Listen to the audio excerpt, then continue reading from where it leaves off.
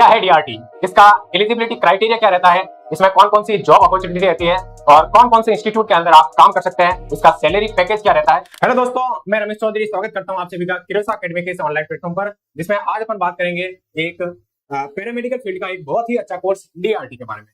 DRT means diploma in radiation technology. क्या होता है इस कोर्स में, इसमें कौन कौन एलिजिबल होता है, इसका एलिजिबिलिटी क्राइटेरिया क्या क्या रहता है, इसके अंदर कौन कौन से सिलेबस होते हैं, कौन कौन से इंस्टीट्यूट में आप इसमें काम कर सकते हो, और बेसिक जो भी हॉस्पिटल के अंदर जो डीआरटी का क्या काम होता है, कौन कौन सी मशीनें ऑपरेट करते हैं और इसका सैलरी पैकेज क्या है, इन सारी चीजों के बारे में आज अपन बात करने वाले। सबसे पहले बात करते हैं डीआरटी क्या है। डीआरटी एक पैरामेडिकल फील्ड का डिप्लोमा कोर्स है जिसकी फुल फॉर्म है diploma in radiation technology. Mainly इसके अंदर जो भी कोई भी हॉस्पिटल हो गया उसके अंदर जो सीटी स्कैन हो गई, जो एमआरआई हो गई, मेमोग्राफी हो गई, एक्सरे हो गया, ये जो भी एक टेक्नीशियन वर्कर काम करता है वो सारे डीआरटी के अंदर आते हैं। अब बात करेंगे कि इस कोर्स का कितना ड्यूरेशन होता है। तो ये कोर्स जनरली 2 ईयर का होता है जिसके अंदर जो एलिजिबिलिटी है वो ओनली 12th पास होना चाहिए और 12th पास पीसीबी सब्जेक्ट से होनी चाहिए, फिजिक्स, केमिस्ट्री और बायोलॉजी के द्वारा आपकी 12th पास होनी चाहिए। और इसके अंदर 12th के अंदर मिनिमम परसेंटेज का भी एक क्राइटेरिया रहता है कि आपकी मिनिमम 50% होनी चाहिए 12th के अंदर। अब बात करेंगे कि इस डीआरटी कोर्स के अंदर किस तरह से आपको एडमिशन मिलता है। तो जो एडमिशन का प्रोसेस है वो हर स्टेट के अंदर अलग अलग यूनिवर्सिटीज करवाती है, जिसके अंदर यदि अपन मेनली इन जनरल यदि बहुत सारे स्टेट की बात करें, जो इंडिया के मोस्ट ऑफ स्टेट के अंदर 12th के परसेंटेज के बेसिस पर एक मेरिट निकलती है।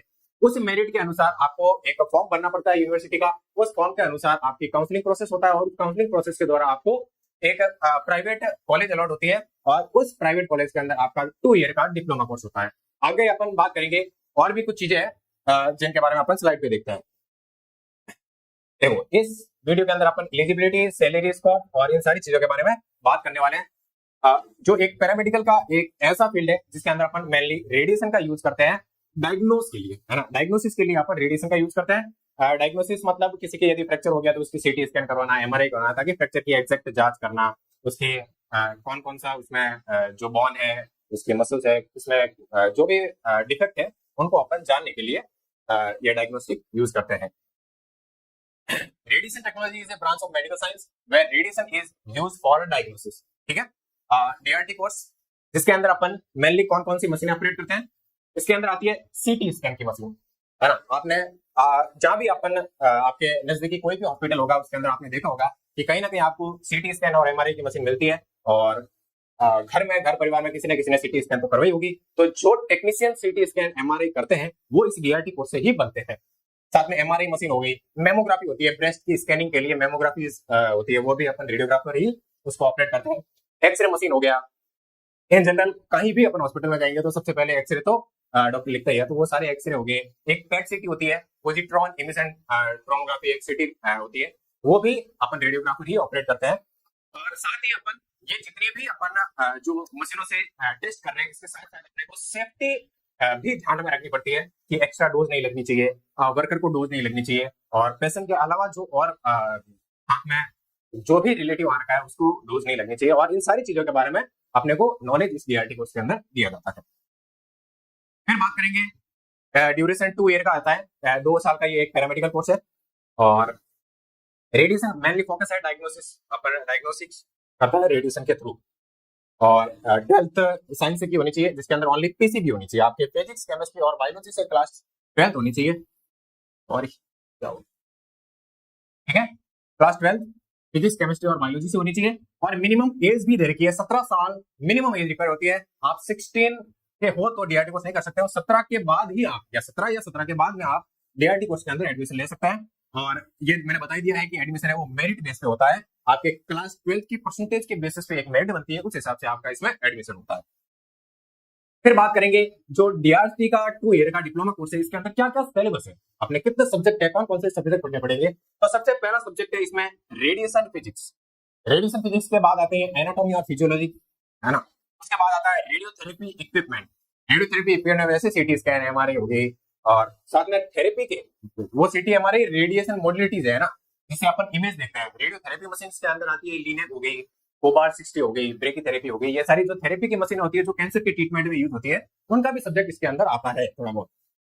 रेडिएशन मॉडलिटीज के अंदर सीटी, एमआरआई, एक्सरे हो गया। इसके साथ ही अपने को रेडिएशन सेफ्टी और डोजीमेट्री का भी सब्जेक्ट होता है, और एक ट्रीटमेंट प्लानिंग और पेशेंट केयर। ये कुछ डीआरटी के अंदर सब्जेक्ट है जिनको अपने 2 साल के अंदर पढ़ना होता है।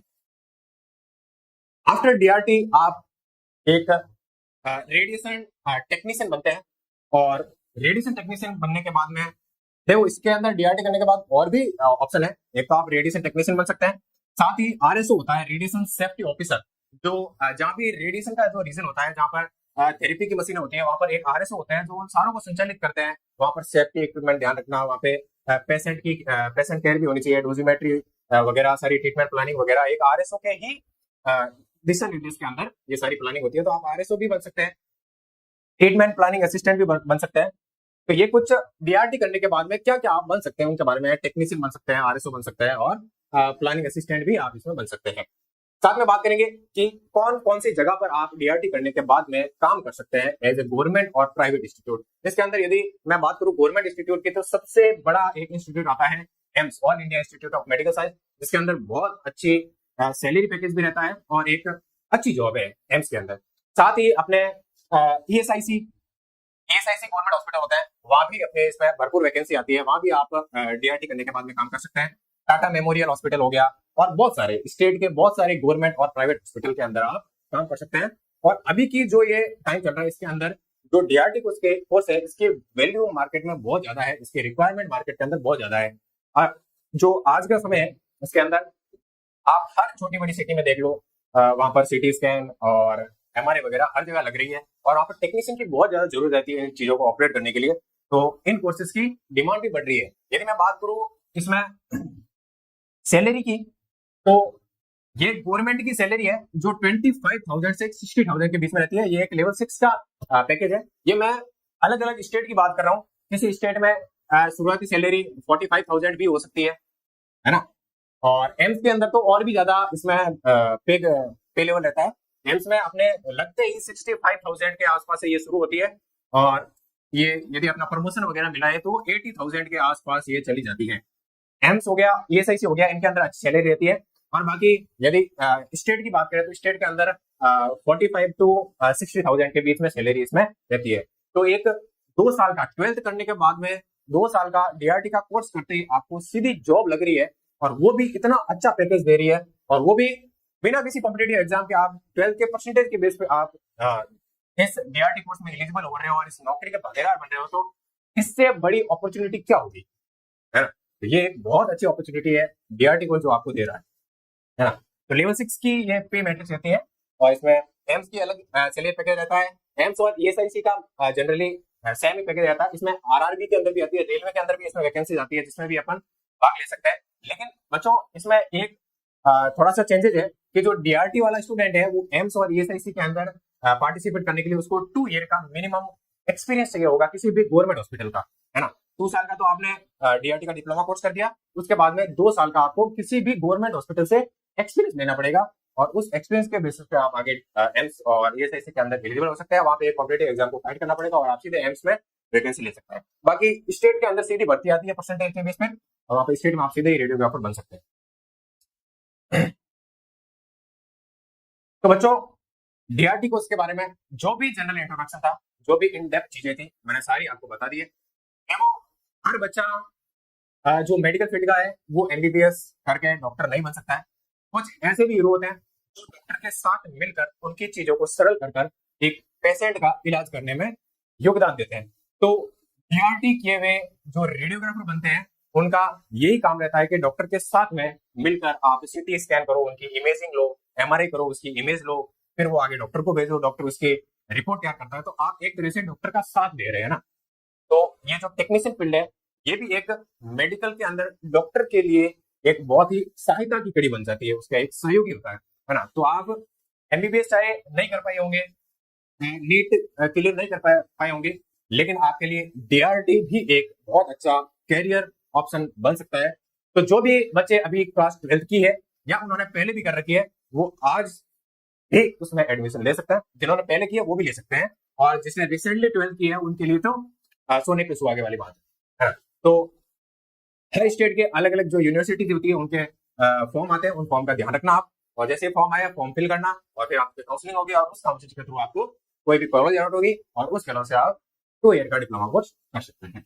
और डिप्लोमा कोर्स में एडमिशन लेने के बाद में जो 2 साल में जितनी भी चीजें पढ़ाई जाती है, क्या है कि जो प्राइवेट कॉलेज है वहां पर नियमित क्लासेस नहीं लगती है, तो उनकी जो वो प्रॉब्लम है, जो पढ़ने की प्रॉब्लम है कि कॉलेज के अंदर पढ़ाई नहीं होती है, सिलेबस कैसे कवर करेंगे, तो वो पढ़ाई की दिक्कत आपकी हम सॉल्व करेंगे। फिरोसा एकेडमी आप सभी के लिए लेके आया है एक DRT academic plus competitive batch, जिसके अंदर आपको 2 ईयर का पूरी कंप्लीट डीआरटी के सारे सब्जेक्ट को इन डेप्थ बेस्ट एनालिसिस करके पढ़ाया जाएगा, और एक बहुत ही अच्छे लेवल की जो 2 ईयर के डिप्लोमा कोर्स है उसके साथ ही आपको एक एम्स के लेवल की तैयारी करवाई जाएगी, ताकि सीधे ही आप एम्स जैसे कॉम्पिटिटिव एग्जाम को निकालने में सक्षम हो। इस कोर्स के अंदर अपन पूरा सिलेबस करवाएंगे और प्रैक्टिकल कॉन्सेप्ट भी करवाएंगे साथ में।